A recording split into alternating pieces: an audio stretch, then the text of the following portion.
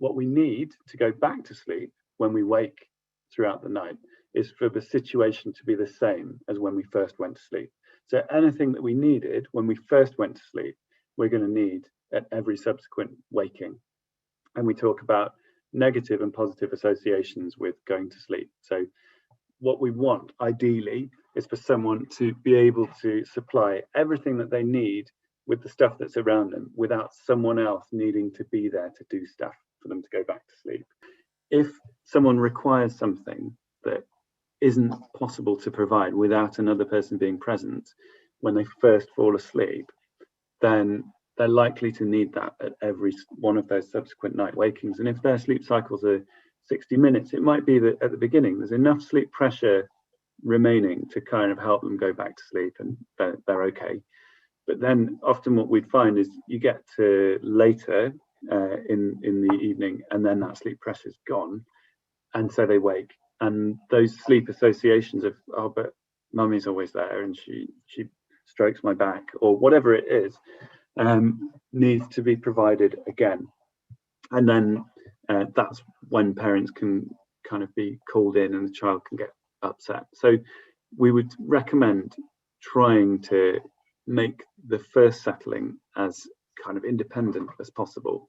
The rough and ready, fast version is extinction, and that is literally close the door, leave the child.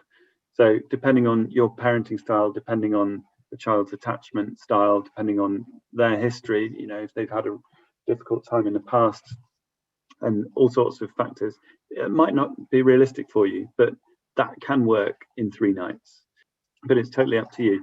And often what we would find is in the sleep clinic, what people would opt for is either controlled checking, where you just gradually increase the amount of time before you go in. So you start with 5 minutes, and then next time you go in after 10 minutes and 15 minutes, and we go up to a sort of maximum of 50 minutes.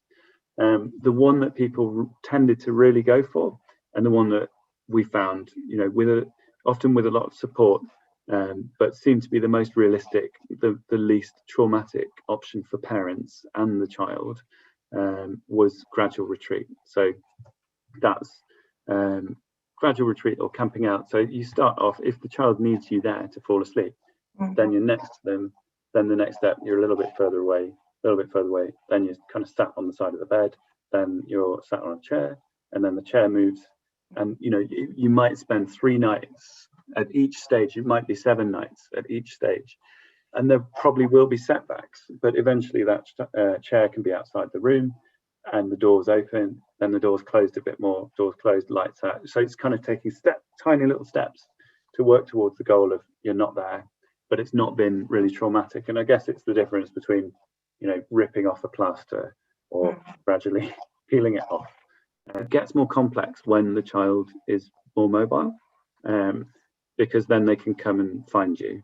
So we would recommend stair gates on the room, potentially. Normally, initially, they might be needed, but then eventually you can leave them open and it's fine. And also quick return. So if you're not comfortable with a gate and if it's not age appropriate, then quick return, just saying it's time to sleep now. If waking at night and going through to parents results in a lot of a big hoo-ha happening of some description, then even if that is kind of a frustrated interaction, it can still be reinforcing. It might even be that the kind of feeling of being held and returned to bed is really nice for that young person. And so maybe thinking, okay, so how can we replicate that sensation in a different way? Are there kind of special pillows or bedclothes or that kind of thing that might help to give that sense of pressure if that's what they like?